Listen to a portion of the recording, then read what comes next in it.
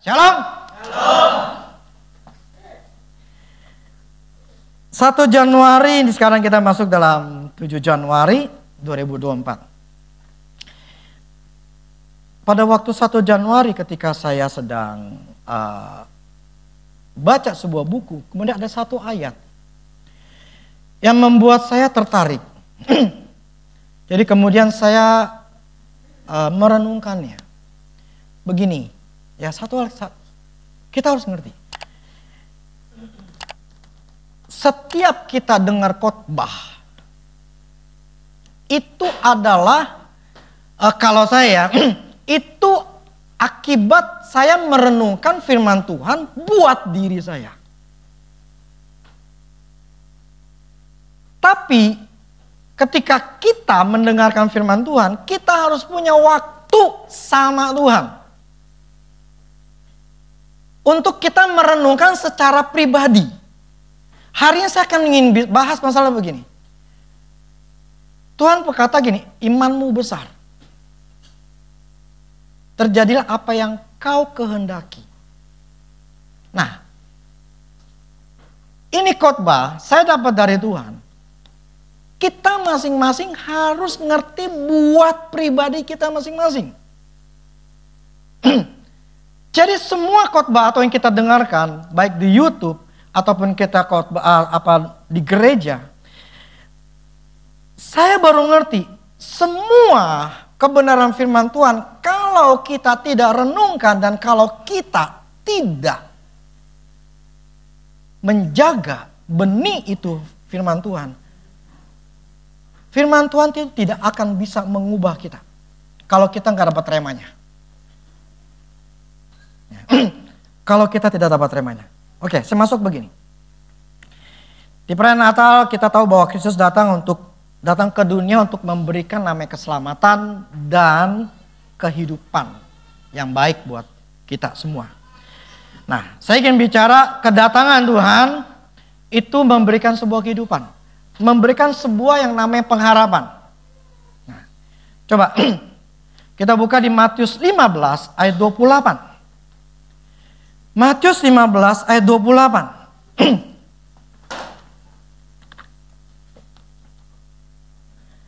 Maka Yesus menjawab dan berkata kepadanya, "Hai ibu, besar imanmu. Maka jadilah kepadamu seperti yang kau kehendaki." Dan seketika itu juga anaknya sembuh. Saya tertarik perkataan jadilah kepadamu seperti yang kau kehendaki. Kalau di bahasa Inggris itu wish. Jadilah sesuai apa yang kau mau. Jadilah apa yang sesuai yang kau harapin. Apapun yang kau harapin, jadi. Jadilah sesuai apa yang kau inginin. Jadilah sesuai apa yang kau mau. Jadilah sesuai apa yang kau harapin. Wow. Jadi, kalau kita ngerti ini, apapun yang kita harapin, kita ngarepin kita berhasil, kita ngarepin kita sembuh, kita mengharapin masa tua kita enggak ada penyakitan, kita mengharapkan anak kita bisa mendapatkan namanya anggaplah jodoh yang terbaik, kita mengharapkan kita bisa dapat sekolah yang bagus, kita bisa mengharapkan bla bla segala macam. Tuhan mengatakan, jadilah apa yang kau kehendaki. Jadilah apa yang kau mau. Mau seperti itu enggak? Kita pengen dong. Apapun yang kita mau terjadi. Nah, terus kita kan selalu berkata gini, Tuhan mungkin ya dari antara saya pernah ngalamin. Berikan saya iman yang besar Tuhan. Tambahkan iman supaya saya besar. Iman saya tuh supaya gede gitu loh. Saya ini butuh Tuhan. Saya ini mesti, dulu kan waktu saya masa susah, saya ini gak ada duit Tuhan. Saya ini butuh duit. Saya ini pengen dapat kerjaan ini, saya dapat order ini Tuhan. Saya mau dapat. Berikan saya iman. Tambahkan saya iman. Jadi apa ya, saya berusaha untuk bisa mendapatkan iman yang besar. Karena ini, besar imanmu. Kita mengkonotasikan untuk bisa mendapatkan yang namanya apapun yang kita inginin, berarti kita harus punya iman yang gede. Tapi Tuhan pernah ngomong, ketika Tuhan Yesus, murid-muridnya katakan, tambahkan aku iman. Tuhan katakan malah, hanya sebesar biji sesawi. Tetapi kenapa Tuhan ngomong ini iman besar? Satu sisi Tuhan ngomong iman yang besar, satu sisi Tuhan bilang cuma hanya sebesar biji sesawi yang sangat kecil. Lainnya bertolak belakang, satu bilang kecil, satu dia bilang besar. Ini gimana? Sedang kita orang Kristen, kita mengharapkan iman kita besar. Betul gak? Karena kita ngarepin hidup kita berhasil, bla-bla segala macam. Saya coba renungkan karena saya tertarik apapun. Di sini firman katakan ketika si ibu ini, Tuhan memberikan konklusi, sebuah kesimpulan. Hai ibu, besar imanmu, jadilah kepadamu apa yang kau kehendaki. Lah, gimana Tuhan ini bisa mengambil kesimpulan imanmu besar? Maka kenapa Tuhan bisa mengambil kesimpulan imanmu gede? Jadilah apa yang kau inginin. Wow. Bagaimana caranya Tuhan bisa atau Tuhan mengambil sebuah kesimpulan imanmu besar? Apa yang dilakukan itu ibu sampai Tuhan ngomong imanmu gede? Ya dong? Pasti ada sebuah tindakan bla bla segala macam yang membuat orang Tuhan Yesus sampai mengatakan imannya besar. Berarti ada hal yang menurut saya ini banyak yang tidak ngerti.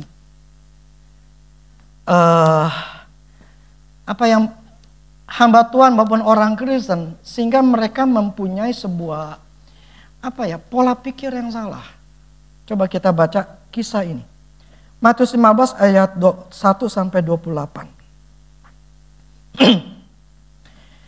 Ini kisah tentang apa? Perempuan Kanaan. Lalu Yesus pergi dari situ dan menyingkir ke daerah Tirus dan Sidon. Maka datanglah seorang perempuan Kanaan dari daerah itu dan berseru, "Kasihanilah aku ya Tuhan, anak Daud.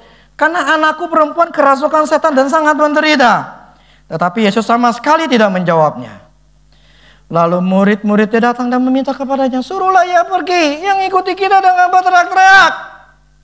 Jawab Yesus, "Aku diutus hanya kepada domba-domba yang hilang dari umat Israel." Tetapi perempuan itu mendekat dan menyembah dia sambil berkata, "Tuhan, tolonglah aku." Tapi Yesus menjawab, "Tidak patut mengambil roti yang disediakan bagi anak-anak dan melemparnya kepada anjing." Kata perempuan itu, "Benar Tuhan, namun anjing itu makan remah-remah yang jatuh dari meja tuannya." Maka Yesus menjawab dan berkata kepadanya, "Hai ibu, besar imanmu, maka jadilah kepadamu seperti engkau kehendaki." Dan seketika itu juga anaknya sembuh. Konotasinya atau kebanyakan orang Kristen, mereka menjadi perempuan Kanaan, yaitu menjadi seorang peminta-minta. Berteriak setiap pagi sama Tuhan, tolong saya ini butuh ini. Tiap hari berteriak supaya Tuhan itu dengar. Kenapa? Tuhan ini lagi budak. Sama seperti si perempuan Kanaan ini. Tuhan lagi kemana, gak tahu kemana gitu. Jadi Tuhan gak dengar, gue mesti teriak tiap hari. Loh, tapi kan memang nih kejadian yang kayak begini akhirnya bisa Tuhan dengar dengar doa dia. Lah berarti kan kita harus berdoa dengan teriak-teriak dong. Kita harus setiap hari persistence dengan daya juang supaya Tuhan dengerin. Betul atau betul kita melakukan itu? Hasilnya? Berhasil?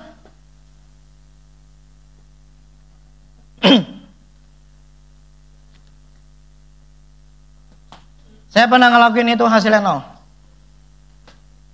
Kenapa? Lah kan firmannya begitu, terus dia minta-minta. Begini, yang membuat Tuhan mengambil konklusi, kesimpulan bahwa perempuan ini mempunyai iman yang besar adalah dua hal. Saya langsung pertama ngomong dulu deh. Terus saya baru jelasin. Pertama, yang membuat Tuhan sampai kagum. Pertama adalah ibu ini mempunyai kepercayaan diri yang sangat tinggi. Amplified Bible, coba.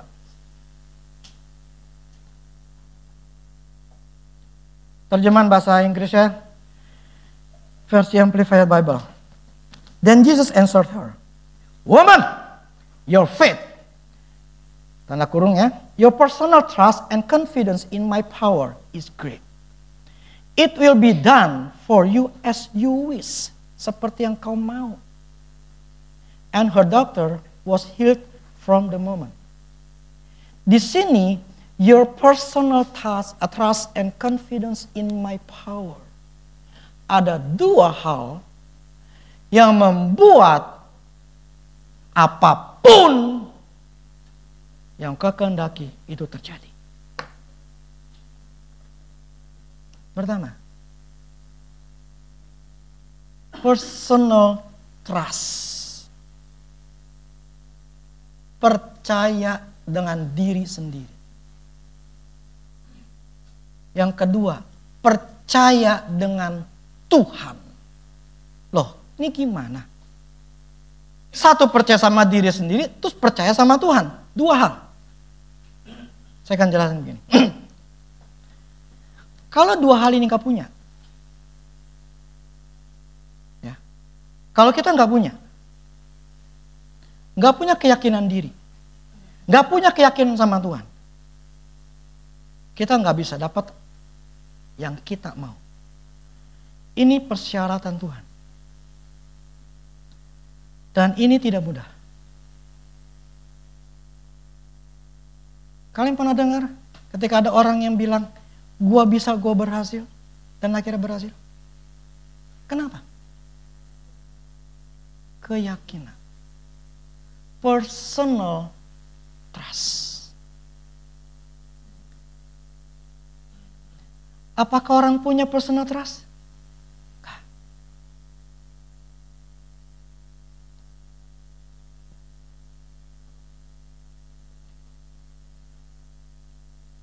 Begini. Personal trust atau kepercayaan diri ada artinya di dalam diri dia, ibu ini ya, dia punya keyakinan bahwa jawaban atas kesembuhan anaknya itu ada dalam Yesus.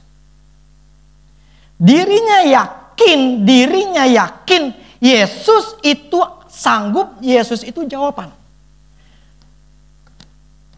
Nah,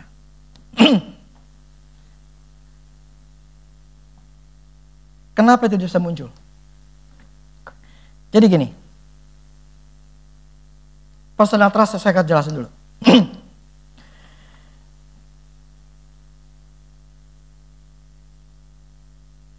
Dia pasti sudah pernah mendengar siapa Yesus itu dengan kuasanya. Gini-gini deh. Saya tuh seolah-olah nih, saya lagi ngomong sama perempuan ini, sama ibu ini. Seolah-olah saya ngomong di depan saya ini lagi nih. Saya cuma ngomong, Roh Kudus, saya pengen tahu kejadian itu bagaimana orang ini, ibu ini bisa mempunyai sebuah keyakinan akan dirinya sama Tuhan. Jadi buat saya ada dialog. Saya tanya begini, bagaimana engkau ya kepada ibu ini mempunyai iman yang besar atau keyakinan yang besar?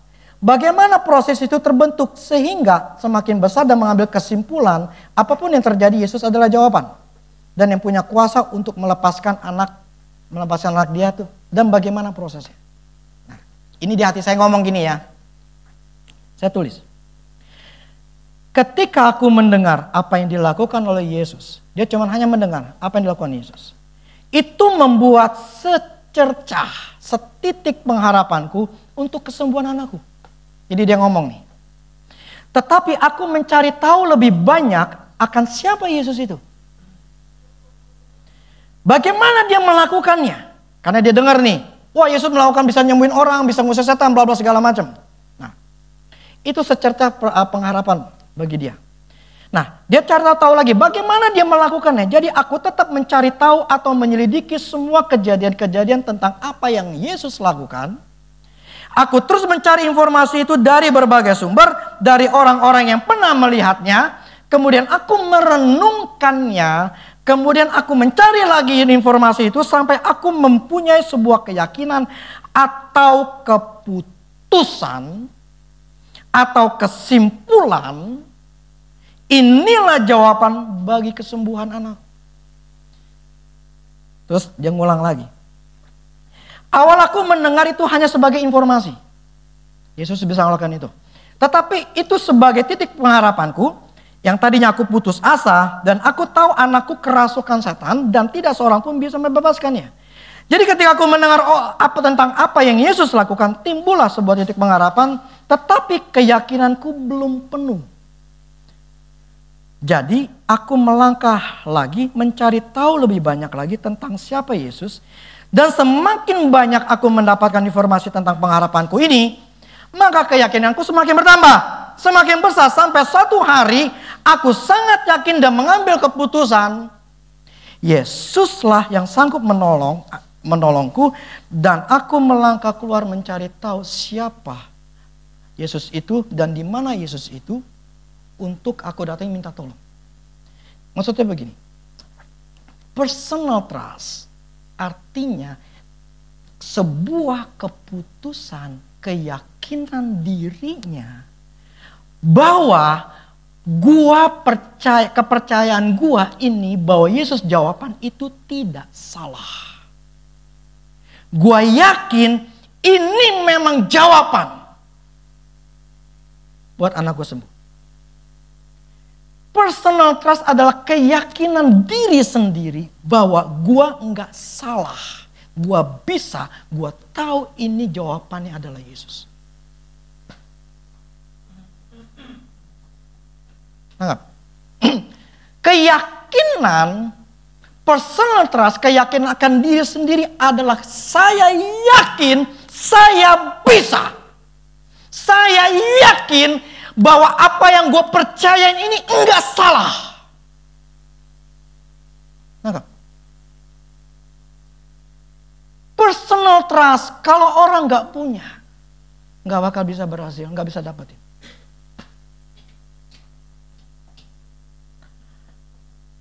Jadilah apa yang kau kehendaki.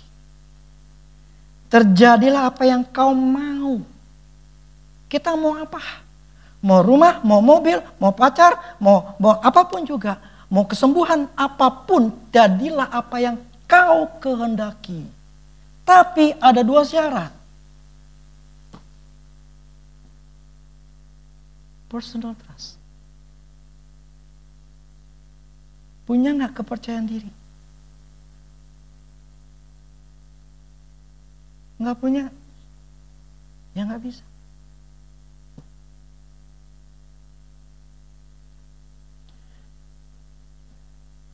Jadi bukan masalah ini perempuan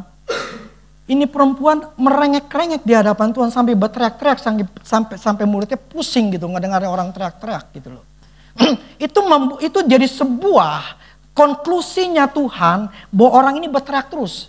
Konklusinya Tuhan bahwa ini orang punya keyakinan dirinya Yesus itu jawaban. Jadi gue tetap teriak. Kenapa? Gue yakin. Gue gak salah. Gue yakin Yesus jawaban yang bisa nyembuhin anak gue. Bahkan dia dalam hati saya ngomong begini.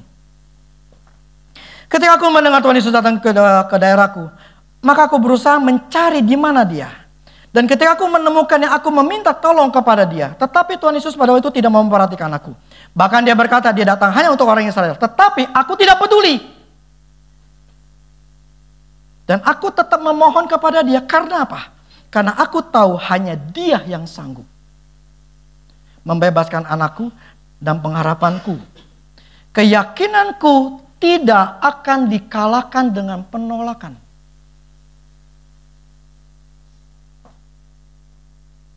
Kalau keyakinan kita dikalahkan dengan apa? Halangan. Aduh Tuhan, susah. Aduh Tuhan, mana bisa, gak punya duit, gak punya modal. Kondisi gua kayak begini, ini begitu. Gimana caranya? Artinya confidence kita, personal trust kita dikalahkan.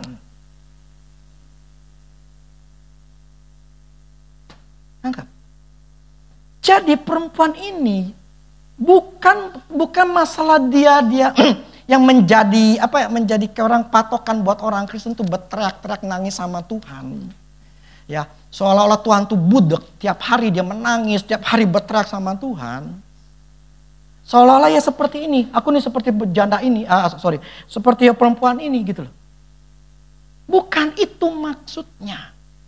Yang dimaksud adalah setiap ada halangan, setiap apapun juga itu tidak dikalahkan oleh keyakinan dirinya.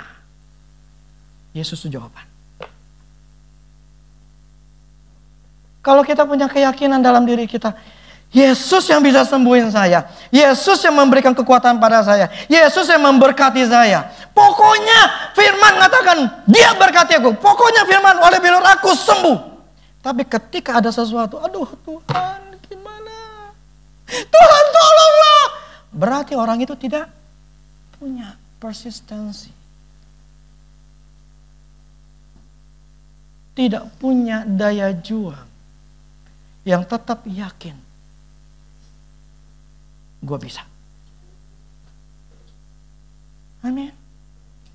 Begini ya. Khotbah ini. Kalau kita tidak merenungkan.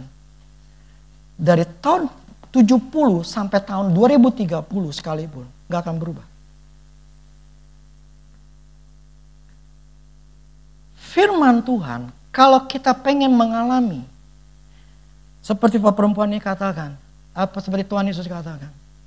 Terjadilah apa yang kau ingini. Kalau kita tidak punya remanya. Ya, kalau kita tidak merenungkannya sendiri. Sekalipun kalian dengar nih, kalian gak akan dapat apa-apa.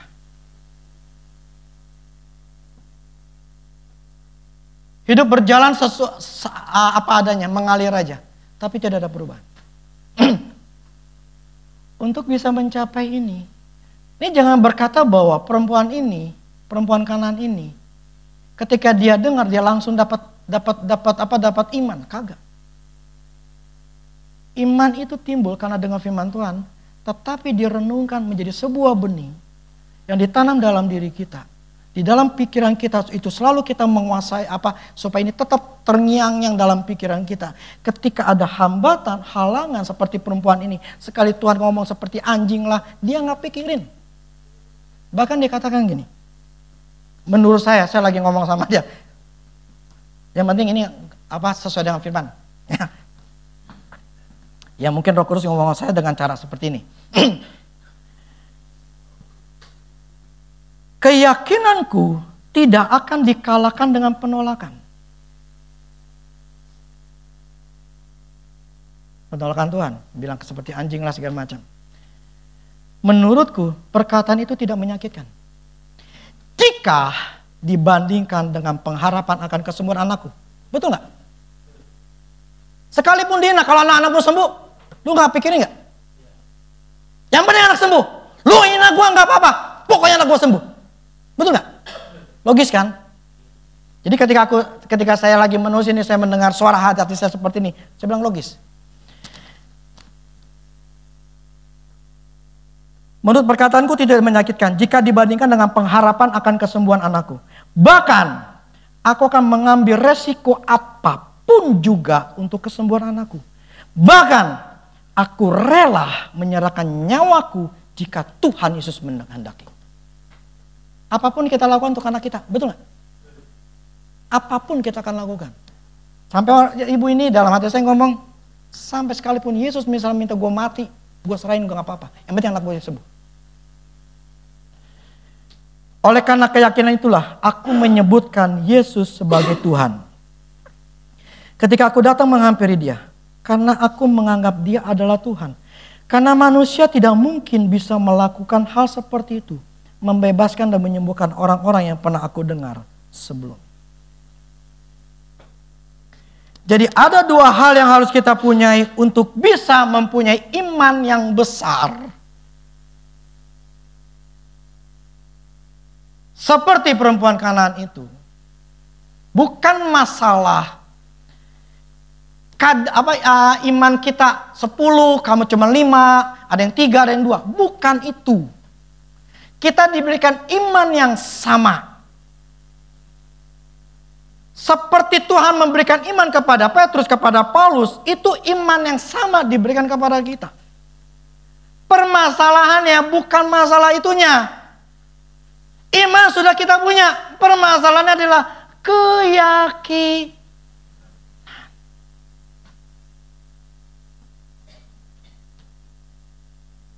Yakin gak pada diri sendiri?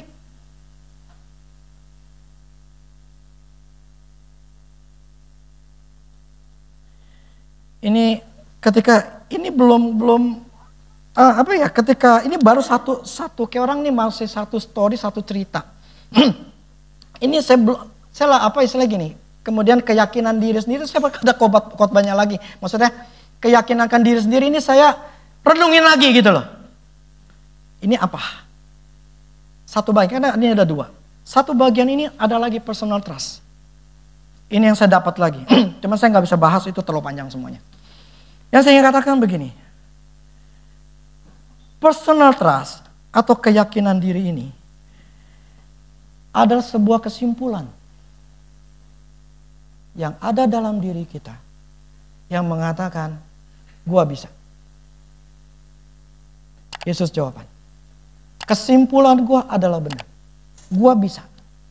Gua mampu. Gua bisa berhasil, gua bisa sembuh, gua bisa dapat ini, gua bisa dapat itu. Itu semuanya bisa. Itu kesimpulan personal trust. Enggak punya apapun yang firman mengatakan, jadilah apa yang kau kehendaki, enggak terjadi.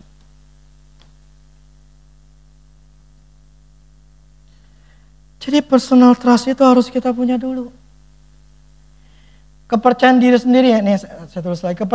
Kepercayaan diri sendiri maksudnya adalah dia percaya, dia tidak salah bahwa Yesus itu jawaban, dan dia punya kuasa.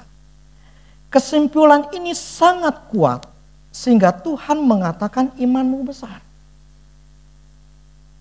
Maka Tuhan mengatakan terjadilah apa yang kau ingini.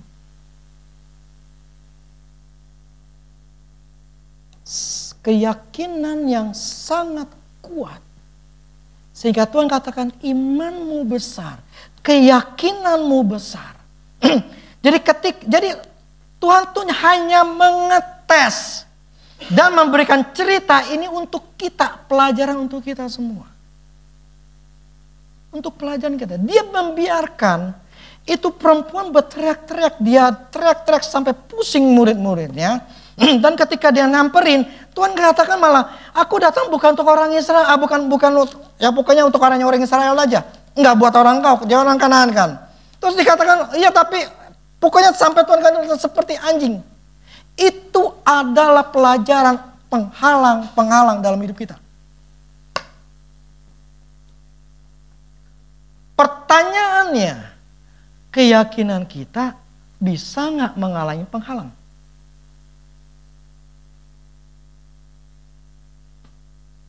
Ngerti? Personal trust itu harus kita punyai kalau kita pengen berhasil. Tapi kalau kita punya rendah diri, nggak punya keyakinan, nggak bakal bisa. Makanya saya sangat menjaga kejiwaan daripada anak saya.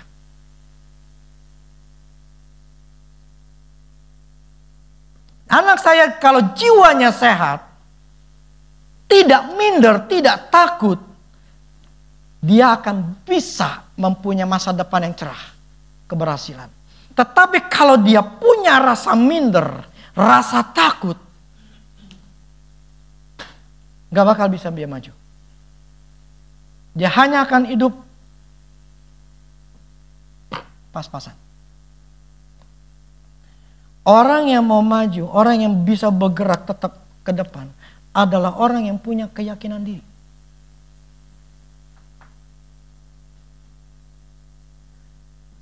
Kalau kita nggak punya keyakinan diri kita sendiri,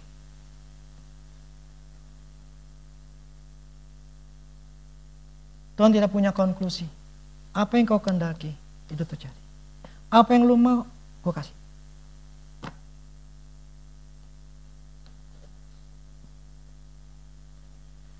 Ini pelajaran buat saya. Yang saya maksud begini.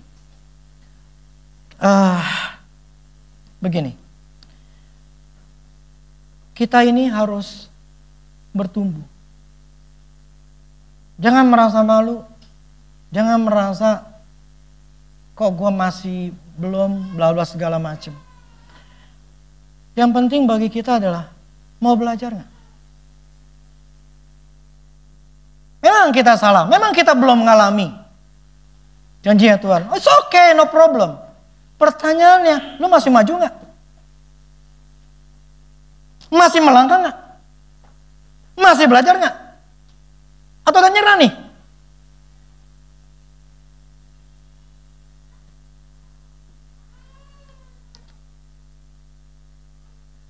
Prinsipnya adalah tahun 2024 ini kita harus meninggalkan apa yang tahun 2023. Kita harus menjadi pribadi yang lebih baik lagi dibanding 2023. Kita tidak bisa ngapa-ngapain. The past is the past. Tapi future itu yang kita ciptakan sekarang. Keyakinan diri sendiri, personal trust, kalau kita nggak punya,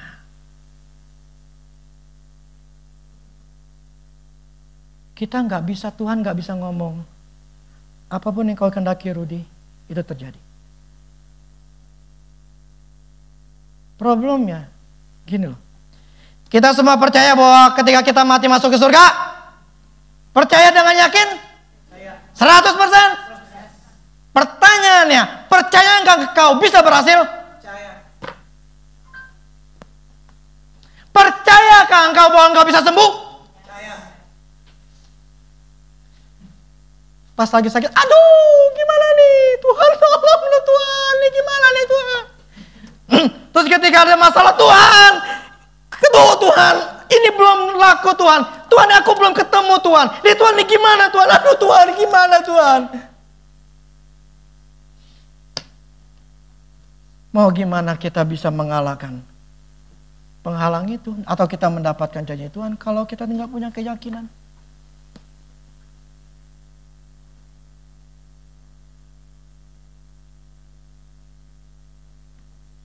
Kita harus punya keyakinan itu. Problemnya keyakinan itu tidak bisa didapatkan dengan cara didoain. Kayak kemarin ya, ada yang WA saya. Anak masih muda, umur 23 tahun sama si Kyle. Si Kyle mah udah kerja, udah lulus, dia belum lulus. Dia minta doain, sekali saya doain karena pertama kali. Yang kedua kali dia telepon WA saya, terus saya ngomong gini, dia minta doa lagi. Saya ngomong begini aja, tahu nggak? 1000 kali saya doain kamu, percuma. Oh gitu ya Pak, dia shock kali ya. Karena kan banyak orang pendeta kan banyak doain aja kan. Doain dong, doain. Teman lain udah doain. Karena banyak gembala juga, ayo siapa yang berdoa, ayo doain. Kita jarang sekali ya, udah berapa tahun. Baru kemarin tuh, bulan berapa ya? September apa ya? Itu udah berapa tahun tuh gak pernah doain. Tapi memang Tuhan suruh saya, akhirnya ketahuan kan ada hal-hal yang gak benar yang muncul. Ya. Prinsipnya begini, mau 1000 kali didoain, nggak akan terjadi apa-apa kalau orang itu nggak mau berubah. Nah, nggak? Perubahan itu karena firman Tuhan. Amin. Perubahan itu karena merubah mindset kita, pola pikir kita. Karena firman yang memberikan pengertian pada kita. Dan kita sadar gua salah. Otak gua gak bener nih. Cara berpikir gua salah. Gua mesti berubah. Itu baru benar. Bukan didoain. Selama otaknya gak berubah hidup. Kemarin kata saya lagi renungin kayak gini. Kemudian personal trust. Ketika personal, saya nggak bisa bahas deh ya. Saya sedikit aja. Mungkin minggu depan saya akan bicara lagi. Personal trust. Ketika saya lagi renungin masalah personal trust. Ini khotbah tersendiri. Itu ada nama pikiran Kristus sama pikiran kita. Tapi firman katakan begini. Kami memiliki pikiran Kristus. Loh, itu perkataan itu bukan cuma buat Paulus loh, buat kita. Lah pertanyaan begini, pikiran Kristus kita miliki. Lah otak gue pikirin beda sama Tuhan. Tuhan ngomong apa firman Tuhan, tapi kejadian otak gue malah khawatir, gue bingung, gue masa sakit begini, belapa segala macam. Gue nggak punya.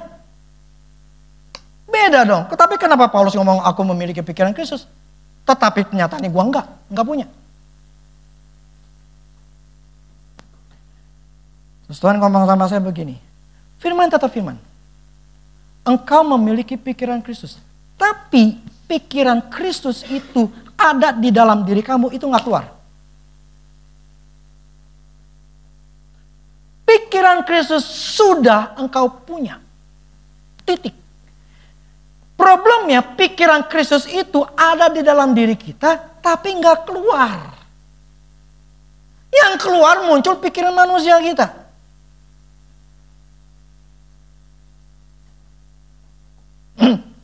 Akhirnya saya bertanya sama Tuhan.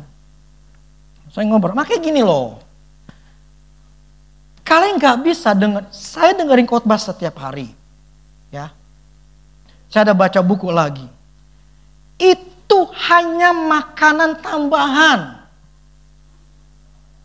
Tetapi makanan yang terutama adalah hubungan kita sama Tuhan. Apa yang saya khotbah ini adalah karena hubungan saya sama Tuhan. Pengertian yang Tuhan dapatin, yang saya dapatin dari Tuhan. Bukan pengertian dari hamba Tuhan yang lain. Kadang-kadang ketika saya dengar khotbah, saat itu saya merasa yes. Tapi, hitungan jam juga, saya udah lupa. Tapi kayak gini, ini dari tanggal 1. Sampai hari ini pun, saya masih ingat. Kenapa? Karena itu sebuah rema, sebuah pengertian yang saya punya. Padahal ini ketika saya lagi baca buku, cuman ngelihat satu ayat. Itu saya membuat tertarik, membuat saya merenungkannya. Yang saya katakan gini, kita semua harus punya rema pribadi masing-masing. Tidak bergantung kepada saya, tidak bergantung kepada ketika mendengarkan YouTube, khotbah-khotbah, tapi kita harus bergantung sama Roh Kudus. Sekalipun kita mendengarkan khotbah, itu tidak akan bisa merubah kalau kita nggak renungin.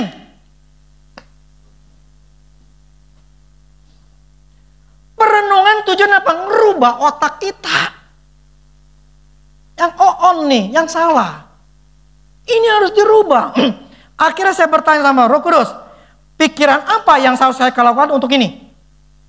Saya ngambil. Karena saya sudah memiliki, saya ambil dalam diri saya, pikiran apa buat ini? Kasus ini. Pikiran apa yang buat ini? Pikiran apa yang buat ini?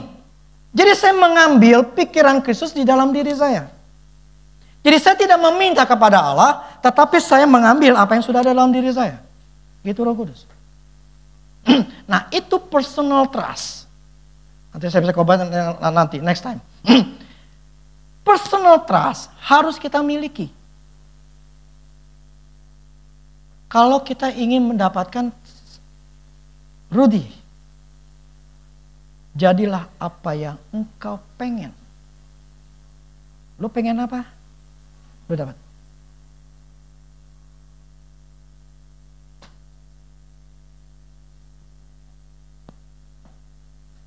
Nggak punya?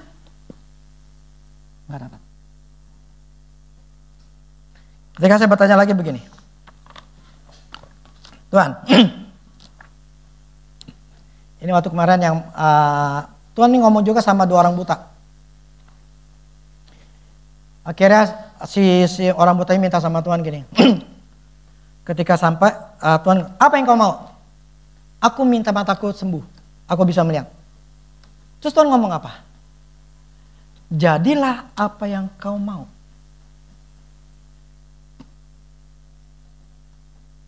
Terjadilah apa yang kau inginin. Jadi ketika si orang buta ini datang, dia tanya, apa yang kau mau? Saya mau sembuh, saya mau bisa melek. Terjadi apa yang kau ini? Terus saya ngomong gini, Tuhan, kita ini punya masalah nih.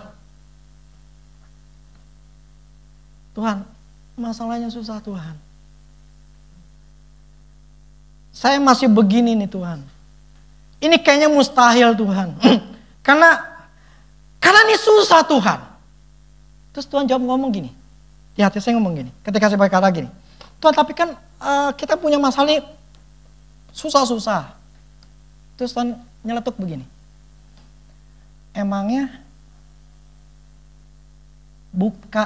melekin mata orang buta itu mustahil bukan? Mustahil gak? Mustahil. Kok bisa?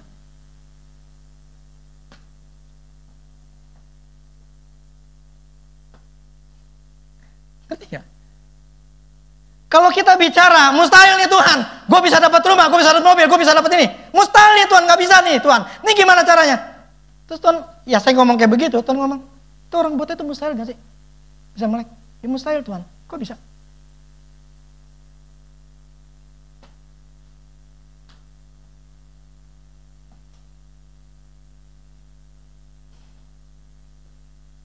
Yang kedua, yang membuat Tuhan mengambil konklusi, imanmu besar. Confidence in kekuatan Tuhan. In God's strength. Saya baca lagi di Amplified Bible. And confidence in my power. Keyakinan di dalam kuasaku.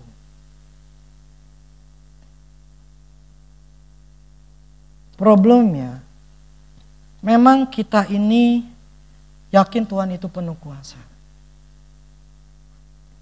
Tapi masalahnya, keyakinan itu, apakah Allah mau tolong saya? Apakah Allah mau bukain jalan buat saya? Apakah Allah bisa menolong saya? Ini masalah sulit. Apakah ini bisa?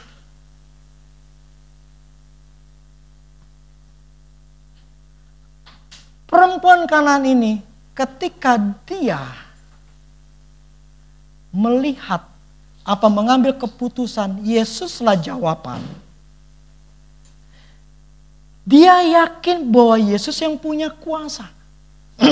Makanya ketika ada penghalang, ketika ada yang bilang dia teriak-teriak Tuhan tidak mau dengerin, bahkan dia ngomongin sebagai dia orang Israel, dia akan dibagikan sebagai anjing. Dia nggak peduli, kenapa? Karena dia tahu kuasa itu di dalam Yesus. Gue percaya, gue yakin kuasa nama Yesus, kuasa di dalam Yesus ini, kuasa dalam Tuhan ini bisa melepaskan anak gue. Kalau kita mengatakan dalam diri kita, ada kuasa di dalam nama Yesus, bahwa di dalam nama Yesus aku bisa sembuh, di dalam nama Yesus aku bisa berhasil, di dalam nama Yesus aku bisa membereskan masalah saya, di dalam nama Yesus ada kuasa. Dan Tuhan lihat, oke, lu punya. Apapun yang kau kehendaki, jadi.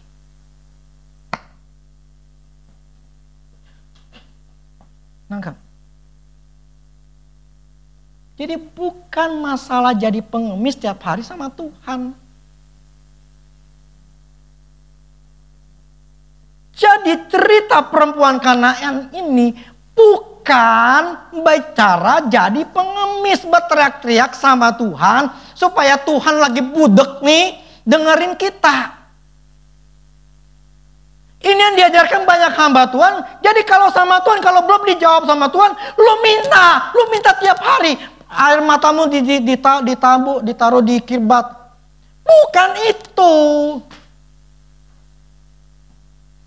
Tadi saya lagi nanya sama Tuhan. Tuhan, arti kata minta bla bla segala macam. Ini gimana bla bla. Saya nggak mau bahas itu nanti lagi. Yang saya maksud begini. Yang membuat perempuan Kanaan ini bisa punya iman yang besar. Seperti kita nih mau nih pengen punya iman yang besar supaya apa yang pun kita doain tuh bisa terjadi, apa yang kita butuhin tuh dapat gitu loh. Kan kita mau seperti itu kan? Dua hal ini punya nggak?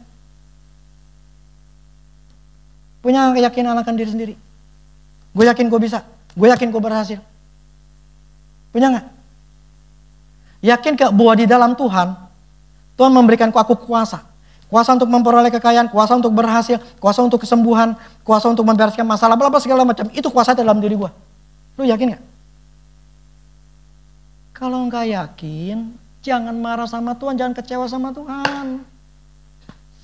Tuhan, kenapa kamu kejawab doa saya? Kenapa kamu membiarkan saya mengalami hal seperti ini? Kenapa saya harus mengalami kayak begini, rugi gini? Saya harus mengapa mengalami kayak begini Tuhan? Kenapa Tuhan? Jadinya nyalain Tuhan. Udah berdoa 5 tahun, 7 tahun, 8 tahun. Tuhan, kenapa kok aku nggak bisa dapat? Problemnya bukan di Tuhan. Dua hal ini, confidence gak dengan diri kita sendiri? Confidence gak dengan kuasa Tuhan? Nggak confidence, ya nggak terima lah.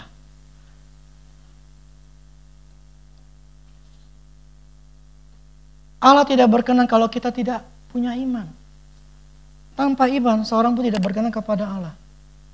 Yang selalu saya katakan, now faith is. Faith itu sekarang, bukan nanti.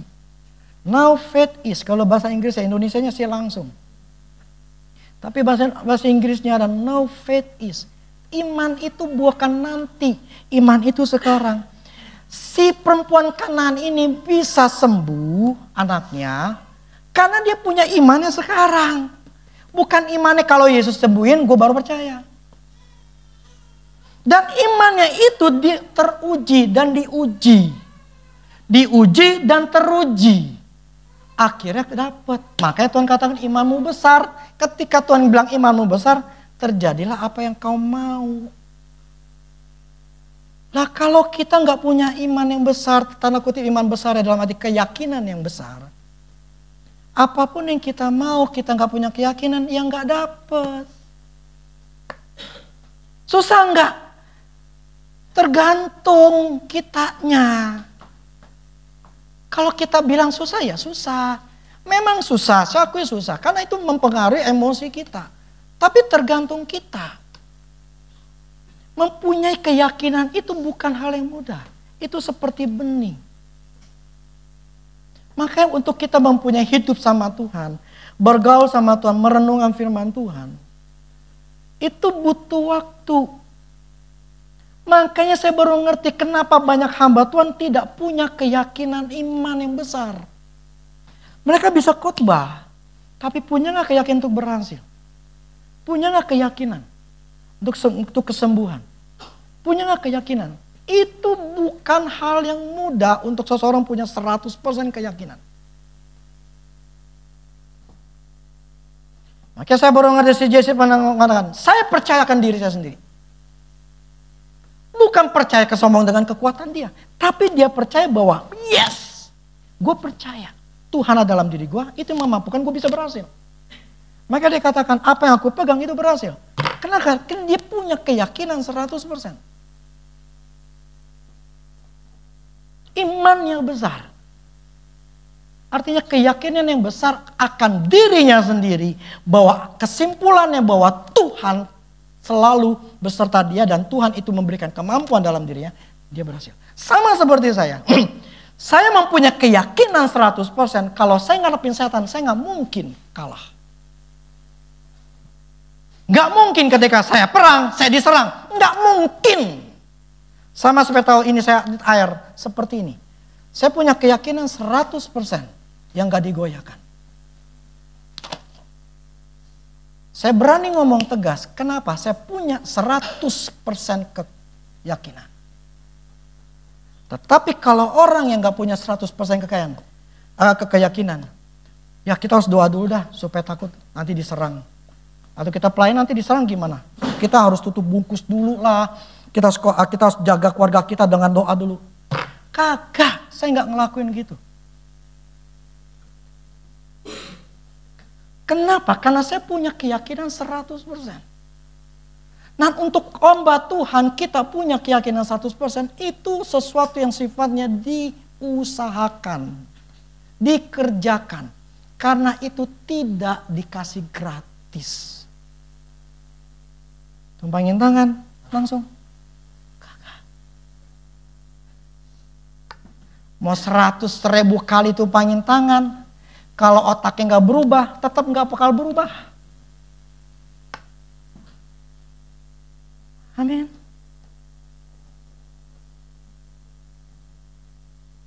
Dua hal ini. Yakin pada dirimu sendiri, yakin kepada kekuatan Tuhan.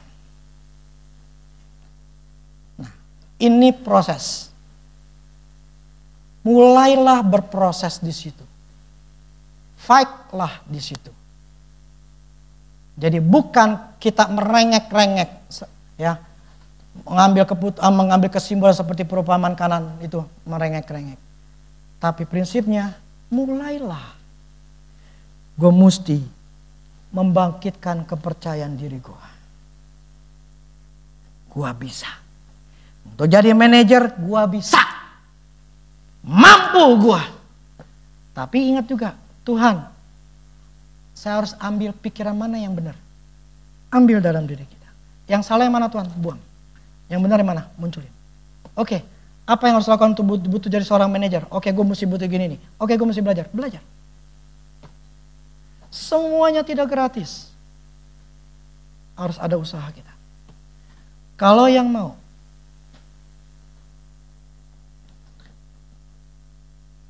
Makanya tidak semua orang itu bisa berhasil. Tidak semua orang itu bisa kaya. Tidak semua orang bisa sembuh. Firman Tuhan yang sama, tapi yang di sana bisa kanker bisa sembuh, tapi yang di sini nggak bisa sembuh. Firmannya sama. Jadi bukan masalah di firman besar di Tuhan, tapi kitanya. Nggak punya keyakinan, nggak bakal bisa. Bentuklah keyakinan itu. Amin. Nah, keyakinan diri sendiri ini ada lagi khotbahnya. Habis keyakinan diri sendiri ada lagi namanya tadi keyakinan confidence in my kekuatan Tuhan, ada lagi khotbahnya. Panjang sebetulnya. Tapi saya nggak mau bahas karena itu kepanjangan. Tapi itu saya dapat dari merenungkan. Jadi sampai rumah, saran saya, apalagi yang mendengarkan YouTube, saya ngomong sama itu orang, itu anak muda. Ketika dengerin, ada sesuatu yang nusuk. Iya Pak, saya ada merasa ketusuk. Ya kamu catat gak? Waktu itu saya gak nyatat Pak. Tapi teman-teman saya nyatat. Karena dia bilang dia nonton YouTube-nya sama di gereja dia. Dengan beberapa orang, ada 10 orang katanya. Jadi mereka nonton, nah ada yang nyatat gitu. Yang saya katakan gini, sekalipun kita dengar khotbah, tapi nggak pernah ngerenungin, masuk kanan, keluar kiri, nggak nyantol, nggak berubah. Jadi bagi yang mendengarkan di YouTube, jangan menjadi sebuah kebiasaan nonton, tapi nggak ada perubahan, karena nggak merenungin. Jadinya buang waktu. Saya ngerenungin ini berhari-hari loh. Karena saya tahu, saya butuh ini. Confidence. Saya harus punya confidence dalam diri saya. Sama kayak peperangan rohani, saya punya 100% kepercayaan. Saya sama sekali nggak takut. Di kandang macan pun, di kandang setan pun, saya nggak pernah rasa takut. Justru saya pengen dapat. Tapi yang saya katakan begini, itu saya dapat bukan gratis. Tapi kalau kita sudah punya keyakinan 100%, gue pasti berhasil. Pasti berhasil. Gak mungkin gak. Mustahil. Orang buta aja itu mustahil gak? Mustahil. Bisa tuh. Ngerti gak? Apa ya? Kalau kita memperkatakan, Tuhan ini gimana bisa susah nih mustahil. Ya Tuhan yang ngomong. Loh, orang buta itu dikatakan apa? Itu mustahil kan untuk bisa melek. Tapi bisa bang. Sembuh. Terjadilah apa yang kau ingini. Apa yang kita inginin? Rumah, mobil, jodoh, kerjaan, anak, atau apa? Kau ngomong dong. Tuhan, terjadilah apa yang aku mau. Aku mau rumah, terjadilah. Aku mau pergi, terjadilah. Aku mau anakku kuliah, terjadilah. Aku mau. Apa? Terus ketika saya ngomong gini,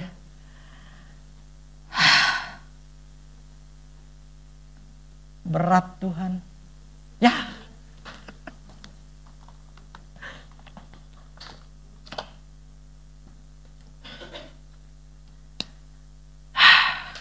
Amin. Oke. Saya khotbah ini cuma hanya konklusinya. Jadi ada dua hal yang harus kita punya untuk bisa mempunyai iman yang besar.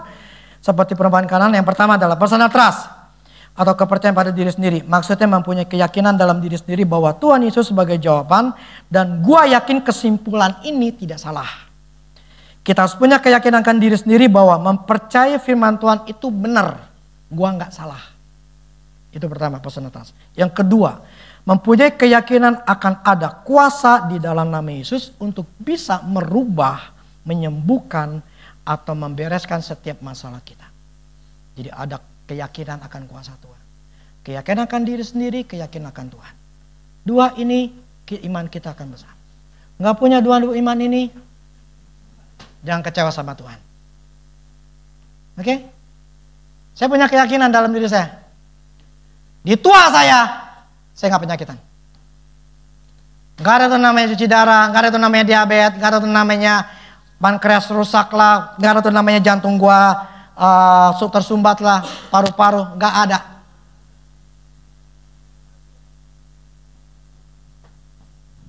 Itu keyakinan saya. Amin. Oke, demikianlah firman Tuhan.